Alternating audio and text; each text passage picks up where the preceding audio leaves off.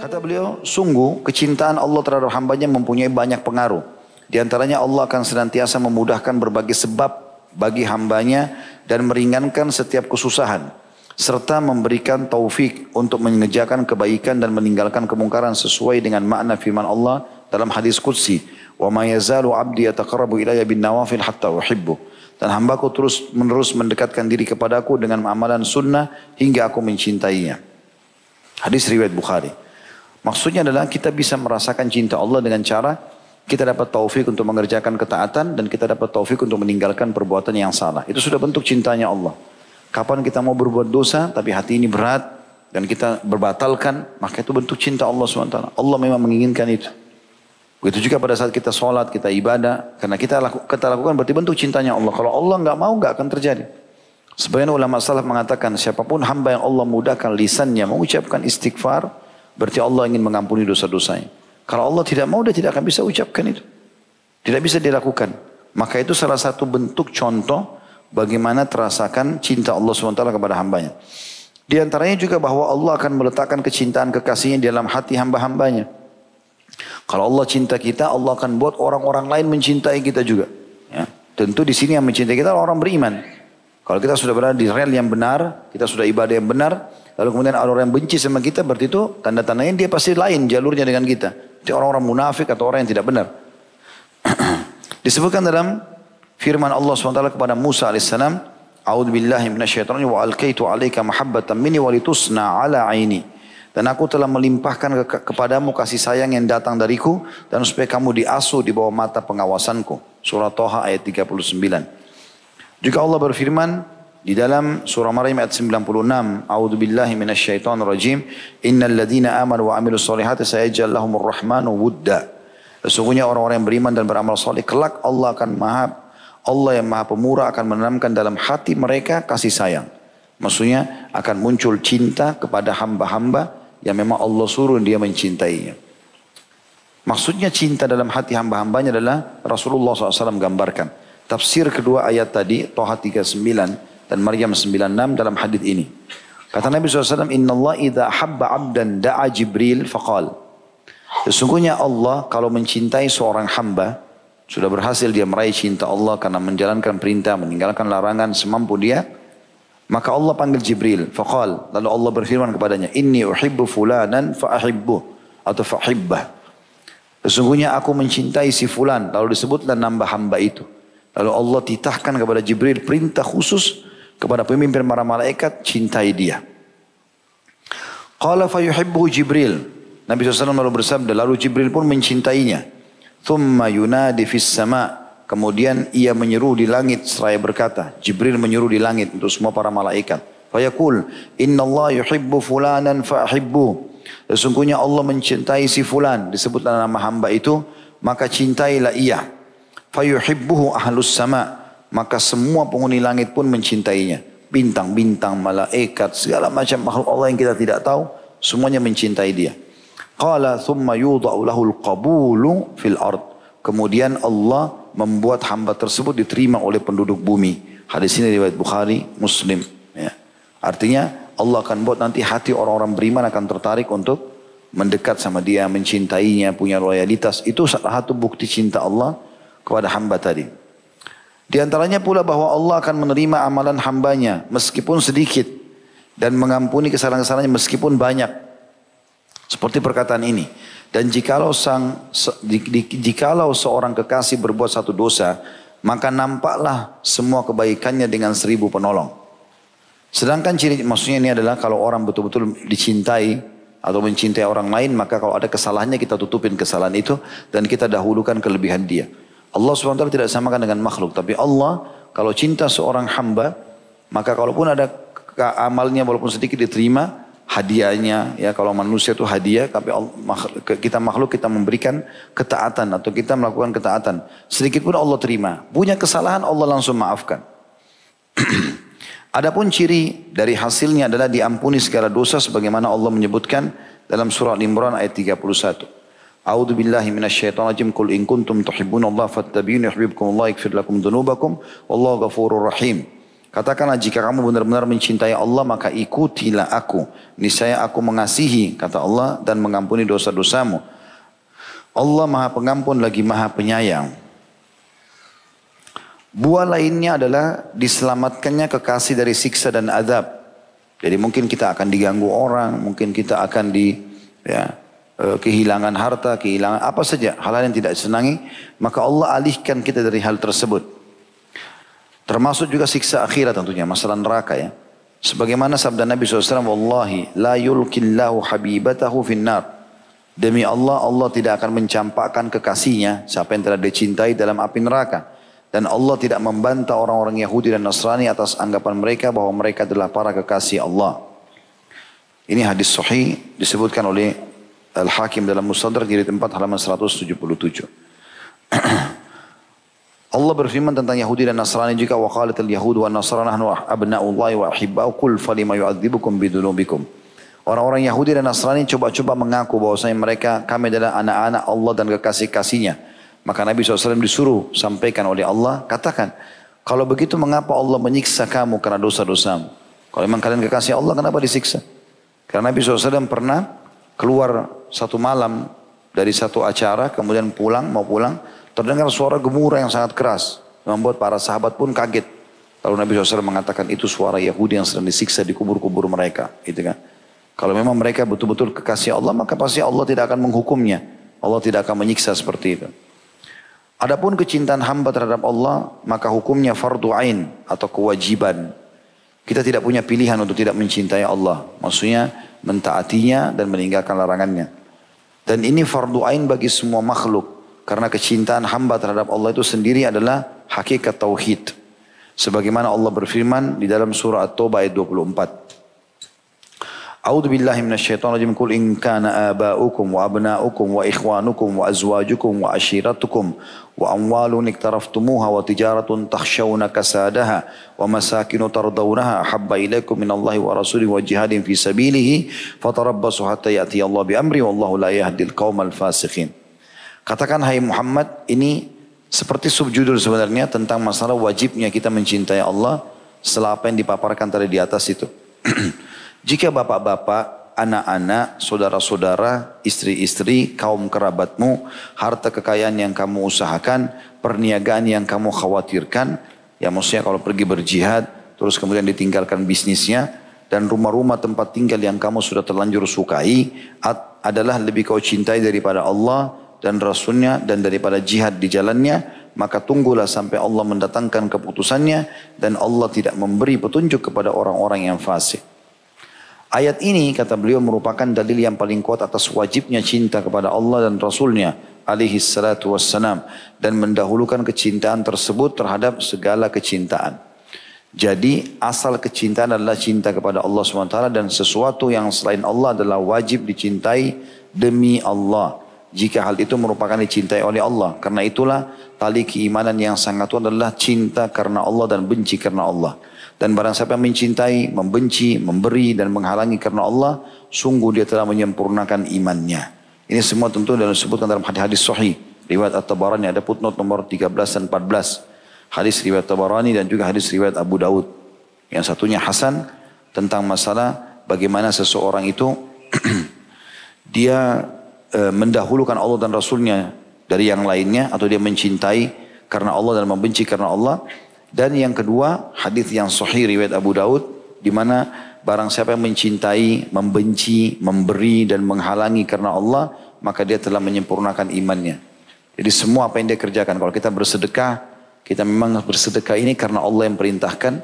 Kalau kita tidak memberi seorang pemabuk karena Allah membenci para pemabuk itu misalnya, seperti itulah kita menghalangi, ya. Di sini kita menghalangi tidak memberi karena Allah, maka sungguh di sini dia sudah menyempurnakan imannya. Lalu penulis mengangkat dalil yang lain tentang fardu ainnya seorang hamba mencintai Allah ini dalam surah Al-Mujadilah ayat 22. A'udzu billahi minasyaitonir rajim. La tajidu qauman yu'minuna billahi wal yawmil akhir yuwadduna man hadallaha wa rasulahu walau kanu aba'ahum aw abna'ahum aw ikhwanahum aw ashiratahum ulaika kataba fi qulubihimul imana wa ayyadahum bi ruhin min wa yudkhiluhum jannatin tajri min tahtiha al-anharu khalidina fiha radhiyallahu anhum wa radu anhu ulaika hizbullah ala inna hizballahi humul muflihun. Kamu tidak akan mendapati hai Muhammad satu kaum yang beriman, mengaku beriman kepada Allah dan hari akhir, saling berkasih sayang dengan orang-orang yang menentang Allah dan Rasulnya. Sekalipun orang-orang itu adalah bapak-bapak atau anak-anak atau saudara-saudara atau kerabat atau keluarga mereka. Mereka itulah orang-orang yang Allah telah tanamkan keimanan dalam hati mereka dan menguatkan mereka dengan pertolongan yang datang dari sisinya. Dia Allah memasukkan mereka ke dalam surga yang mengalir di bawahnya sungai-sungai. Mereka kekal di dalamnya. Allah ridha terhadap mereka dan mereka pun merasa puas terhadap limpahan rahmatnya. Mereka itulah golongan Allah. Ketahuilah sungguhnya golongan Allah adalah golongan yang beruntung. Ini ayat sebenarnya kalau tidak salah turun kepada Abdullah. Abdullah bin Abdullah atau bin Ubaidillah. Ayahnya dia munafik, sementara dia sendiri orang beriman. Pada saat disebarkan isu, waktu bertengkar dua budak. Satu budaknya Umar bin Khattab dari Mekah, satu budaknya orang Ansar. Pada saat mengambil air, mereka saling lempar air, akhirnya ribut nih. Lalu orang yang dari muhajir ini, budaknya Umar mengatakan, wahai para muhajirin, berkumpullah mereka. Lalu henuskan pedang. Budak dari Ansar mengatakan, wahai orang Ansar, berkumpullah orang Ansar. Lalu mereka hampir berperang satu sama yang lain. Dan ini baru pulang dari peperangan. Kalau tidak salah pulang dari perang Bani Mustalik pada saat itu. Maka ada sahabat yang melihat ini bahaya nih. Akan terjadi pertempuran darah antara kaum mukminin. Datang ke kemah Nabi SAW baru mengatakan, ya Rasulullah, lihatlah apa yang terjadi. Nabi SAW keluar, lalu menemui mereka, lalu marah. Sambil beliau mengatakan, apakah ada dakwah jahiliyah, panggilan jahiliyah seperti ini, sementara aku ada di tengah-tengah kalian, masih memanggil-manggil untuk saling fanatik gitu kan. Ringkas cerita, setelah itu, si Ubaidillah bin Abi Salul, kepala munafik, ikut dalam peperangan itu. Tujuannya bukan untuk berperang, tapi untuk mencari harta rampasan perang, atau untuk mencari celah kesalahan Nabi SAW. Dan ditemukan itu. Pada saat didengar itu, rupanya dia pergi bilang sama orang-orang munafik bersama dia di kemahnya. Lihat, kalian sudah memberikan apa yang kalian lakukan kepada orang-orang Mekah itu. Kalian berikan rumah kalian, kalian berikan harta kalian, kalian nikahkan dengan kerabat kalian. Lihatlah apa yang terjadi. Mereka sudah berani mau memerangi kita. Sebenarnya, yang dia maksud tadi, budak Ansar itu harusnya membunuh budak Muhajir itu. Kok berani-beraninya? Pendatang di Madinah lalu kemudian mau marahin kita, mau berkelahi gitu-gitu. Dia cuma mau memicu pertengkaran sebenarnya. Maka dia mengatakan, inilah seperti keadaan atau pepatah yang mengatakan, gemukkan anjingmu maka dia akan memakanmu. Kalimat ini lalu ditambahlah sama Ubaidillah, sesungguhnya nanti kalau tiba di Madinah, kita ini orang-orang kuat Ansar akan mengusir orang-orang Mekah itu. Puncaknya, ya, pemimpin Muhajirin adalah Nabi SAW. Mengusir Nabi maksudnya dari Madinah. Tapi dia pakai bahasa-bahasa seperti ini. Sampai berita ini ke Nabi SAW. Rupanya sudah mulai panas di lingkungan orang-orang beriman dengan kelompok munafik ini. Orang-orang munafik terpengaruh dengan Ubaidillah lalu kemudian mau ribut. Nanti insya Allah kalimat ini akan kita lebih jelaskan di tablik akbar sahabat. Tentang salah satu sahabat yang memang mendengarkan perkataan itu dan akhirnya Allah membenarkan ya pembukaan kedoknya Ubaidillah ini. Ketika cerita Nabi SAW dengar itu. Kemudian Nabi mulai menggerakkan pasukan. Supaya tidak terjadi fitnah, jalan saja. Kita harus jalan nih. Tengah malam, orang-orang pada bingung. Kok Nabi SAW jalan malam-malam, biasanya nggak begini. Biasanya malam istirahat, kok sekarang disuruh jalan. Jalan, tak boleh berhenti. Selama 2 hari atau 3 hari, non-stop. Berhenti sebentar sholat, jalan lagi. Tidur pun tidur di atas tunggangan gitu kan. Maka sempat datanglah seseorang kepada Nabi SAW, sahabat. Tepatnya Usaid bin Khudair radhiyallahu anhu berkata, ya Rasulullah, ada apa? Anda jalan tidak seperti biasanya. Kata Nabi SAW, kau tidak tahu apa yang diucapkan oleh temanmu? Ubaidillah. Kata dia, apa yang diucapkan ya Rasulullah? Dia mengatakan bahwasanya kalau tiba di Madinah, dia orang-orang Madinah dan teman-temannya mau mengusir kami para muhajirin. Dan dia merasa dirinya mulia, sementara kita ini adalah terhina. Maka Usaid marah. Usaid ini kebetulan dudukannya sama dengan Ubaidillah di suku Khazraj. Dia mengatakan, ya Rasulullah, Anda lebih mulia daripada dia. Perintahkan kami akan penggal kepalanya. Kalimat kami akan penggal kepalanya tersebar berita itu di tengah-tengah pasukan. Kalau tinggal tunggu instruksi Nabi, Ubaidillah dipenggal kepalanya. Para munafik membuat kekacauan di tengah-tengah pasukan. Kebetulan dalam pasukan ada anaknya Ubaidillah bernama Abdullah. Abdullah ini sahabat Nabi yang mulia, keimanan dalam hati, masih muda umurnya. Belum 30 tahun pada saat itu. Maka dia dengar, kalau Nabi SAW instruksikan ayahnya bisa dibunuh. Dia langsung mendekati mengatakan, ya Rasulullah, jangan Anda perintahkan orang lain.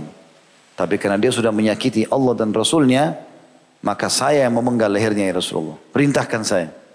Anaknya sendiri. Maka Nabi SAW mengatakan, tidak perlu hai Abdullah. Jangan nanti orang mengatakan Muhammad membunuh temannya. Gitu kan. Nabi tidak mau, suruh jalan. Abdullah ini saking penasarannya, dia tidak mau orang lain yang bunuh ayahnya. Karena ulama sejarah mengatakan ada dua sebab. Yang pertama sebab, kalau dia biarkan orang lain membunuh, dia bisa jengkel. Gitu kan. Nanti akhirnya dia jengkel sama orang itu bisa berantem. Yang kedua memang dia mau tunjukkan tentang keimanannya kepada Allah dan Rasulnya. Dia lebih cinta Allah dan Rasul daripada keluarganya. Daripada bapaknya sendiri pun. Dan Abdullah ini terkenal sangat bakti sama ayahnya Ubaidillah ini. Walaupun ayahnya munafik. Satu Madinah atau orang munafik. Dan surah Al-Munafikun turun justru banyak kepada orang ini. Begitu juga dengan surah At-Taubah beberapa ayatnya. Ringkas cerita. Waktu sudah tiba di pintu gerbang Madinah. Sebelum masuk pasukan sempat berhenti sebentar. Abdullah ini takut nanti begitu masuk Madinah. Akhirnya ayahnya instruksikan perang, ribut nih umat Islam. Lalu dia maju ke depan. Menuju dekat pintu gerbang, dia henuskan pedangnya di jalan. Biasanya orang zaman dulu kalau pedangnya dihenuskan lalu ditaruh dekat jalan, berarti dia mau memerangi seseorang gitu. Setiap sahabat lewat, heran, Abdullah ini mau perangi siapa? Gak ada musuh di sini. Tetap pasukan jalan terus sampai tiba giliran Nabi SAW. Dia lagi pegang pedang. Lalu ditanyalah oleh beberapa sahabat. Mereka mengatakan, ya Rasulullah, lihat Abdullah menghunuskan pedangnya. Ada orang yang dia tunggu. Kata Nabi, coba tanya, kenapa dia lakukan itu? Maka dia mengatakan, waktu ditanya Abdullah mengatakan, saya tidak akan turunkan pedangku ini sampai Rasulullah SAW yang perintahkan saya untuk menurunkannya. Saya tidak ingin ada yang membunuh ayah saya kecuali saya. Pas lewat ayahnya, Ubaidillah. Lalu dia letakkan pedang itu di leher ayahnya. Serius, dan Abdullah ini ahli pedang. Dia taruh di leher ayahnya lalu dia mengatakan, demi Allah, jangan kau melangkah setapak hai ayahku sampai Rasulullah mengizinkan. Kalau kau melangkah aku akan penggal lehermu. Diletakkan di lehernya. Kata Ubaidillah, mana baktimu selama ini? Kau kan bakti sekali. Mana baktimu selama ini? Apakah kau dahulukan orang itu daripada aku? Kata Abdullah, demi Allah, Allah dan Rasul yang lebih mulia daripada kau hai ayah. Ini kalimat tadi, karena kalimat itu yang diucapkan oleh Ubaidillah ayahnya gitu.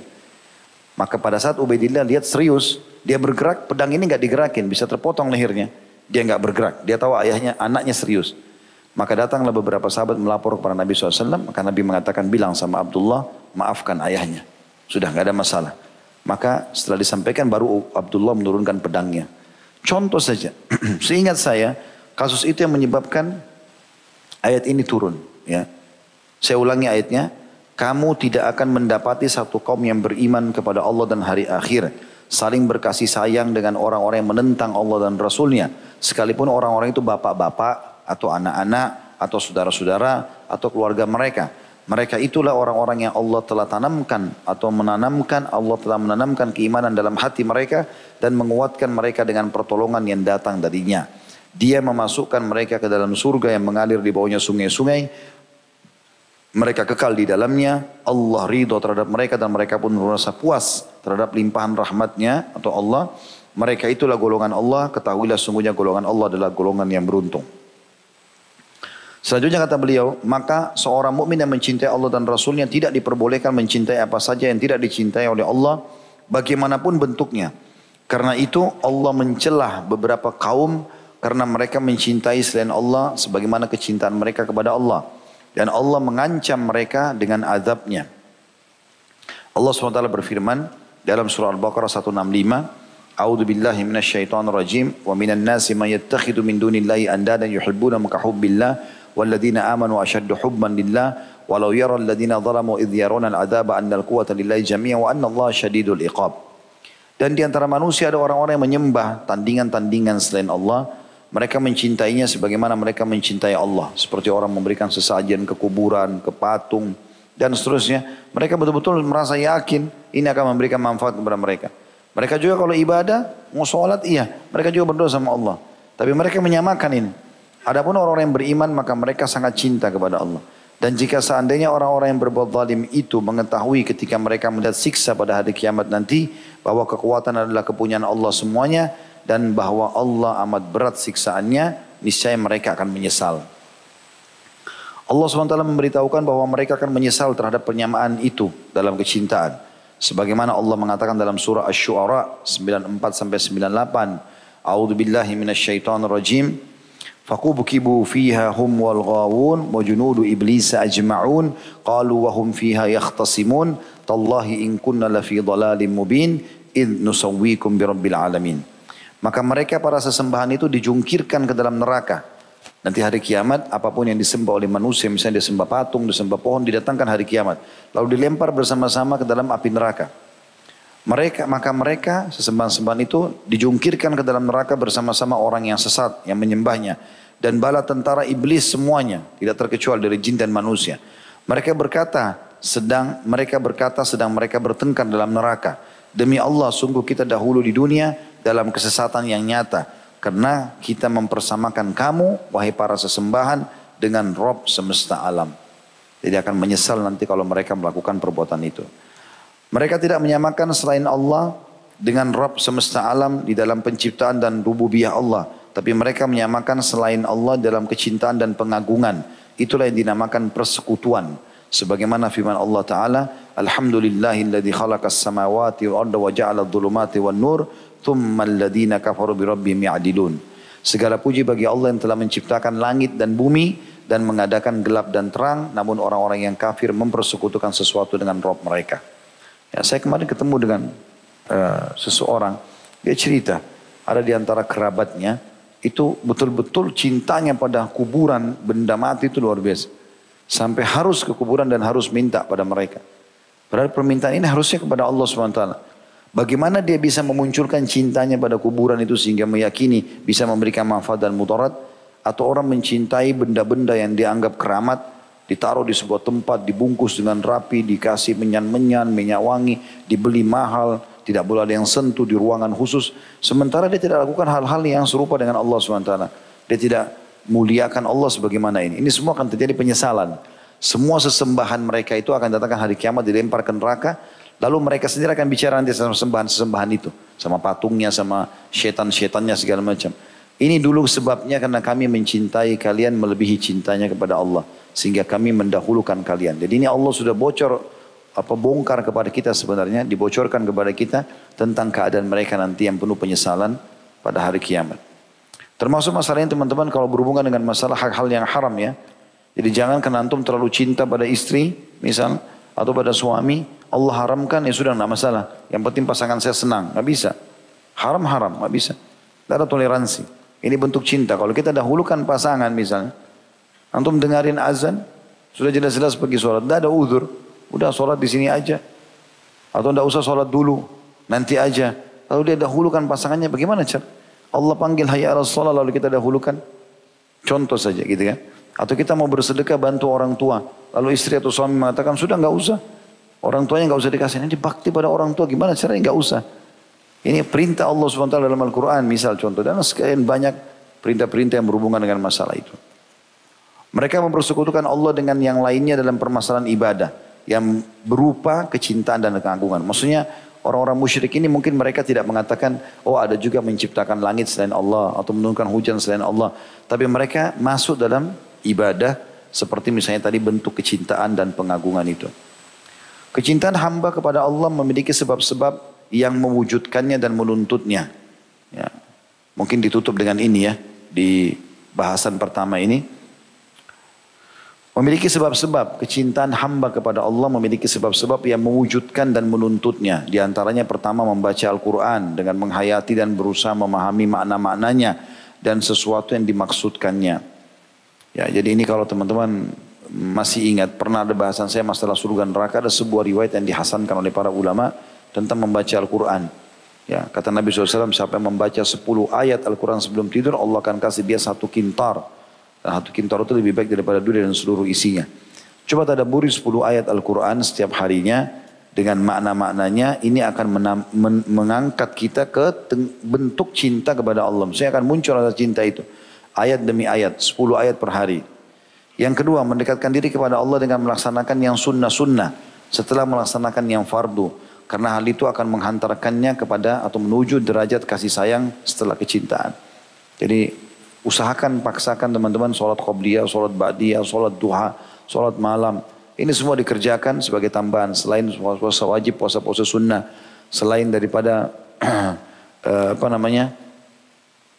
ibadah-ibadah yang wajib seperti haji misalnya, dia umroh juga. Ya, ini semua akan menghantarkan pada cinta Allah. Yang ketiga, senantiasa berzikir kepada Allah dalam segala hal. Baik dengan lisan, hati, dengan amal dan keadaan. Maka hasil dari kecintaan tersebut sesuai dengan kadar dari hasil zikirnya. Yang ketiga, zikir. Yang keempat, mendahulukan sesuatu yang dicintai oleh Allah terhadap sesuatu yang dicintai olehmu. Ketika perang melawan hawa nafsu. Kita lagi pengen zina tapi Allah haramkan. Kita lagi pengen riba tapi Allah haramkan. Dan berusaha menuju kepada sesuatu yang dicintainya meskipun berat atau susah meraihnya. Yang kelima, penelaan hati terhadap nama-nama Allah dan sifat-sifatnya, menyaksikan dan mengetahui dan terus sibuk dalam taman-taman pengetahuan dan lapangan-lapangannya. Maksudnya sibuk mempelajari nama-nama dan sifat-sifat Allah. Yang keenam, menyaksikan kebaikan dan nikmat-nikmat Allah, baik yang batin maupun lahir, karena sungguhnya semua itu akan mengajak untuk mencintainya. Yang ketujuh, ini yang paling menakjubkan, yaitu tunduknya hati di hadapan Allah, dan tidak ada dalam pengungkapan tentang masalah ini kecuali nama-nama dan ungkapan-ungkapannya saja. Maksudnya sering menyebut Allah di sini. Yang kedelapan, berkhalwat dengannya. Khalwat artinya sendiri. Di mana seorang mukmin berusaha ada waktu dalam 24 jam itu di mana dia cuma berdua sama Tuhannya saja. Berkhalwat di waktu turunnya Allah SWT di tengah malam untuk bermunajat kepadanya, membaca Al-Quran dan berdiri tegak dengan hati dan beradab dengan adab ibadah penghambaan di hadapannya. Kemudian mengakhirinya dengan istighfar dan taubat. Ini pelan-pelan nanti akan muncul rasa cinta kita kepada Allah sehingga selalu mau punduk, patuh dan berkorban untuk Allah. Kesembilan, duduk bersama orang-orang yang mencintai Allah dan benar keimanannya. Serta mengambil perkataan-perkataan mereka yang baik sebagaimana memilih buah-buah yang baik. Dan tidak berbicara kecuali apabila kamu melihat ada maslahat dalam berbicara. Dan kamu mengetahui bahwa dalam pembicaraan itu ada tambahan untuk kebaikanmu dan manfaat bagi selain kamu. Duduk sama orang-orang soleh. Yang ke-10, menjauhkan diri dari segala sebab yang akan menghalangi antara hati dengan Allah. Maka dengan sebab-sebab yang 10 ini, maka orang-orang yang mencintai pasti akan sampai menuju derajat kecintaan dan masuk kepada kekasihnya. Dan semua itu akan didapatkan dengan dua perkara, persiapan rohani dalam urusan ini dan terbukanya basirah. Ya, yang dimaksud dengan basirah adalah mata hatinya mulai terbuka untuk itu. Allahu a'lam. Baik, ini saja bahasannya, mudah-mudahan bermanfaat. Mohon maaf kalau ada yang kurang atau salah. Subhanakallahumma bihamdika asyhadu an la ilaha illa anta astaghfiruka wa atubu ilaik. Wassalamualaikum warahmatullahi wabarakatuh.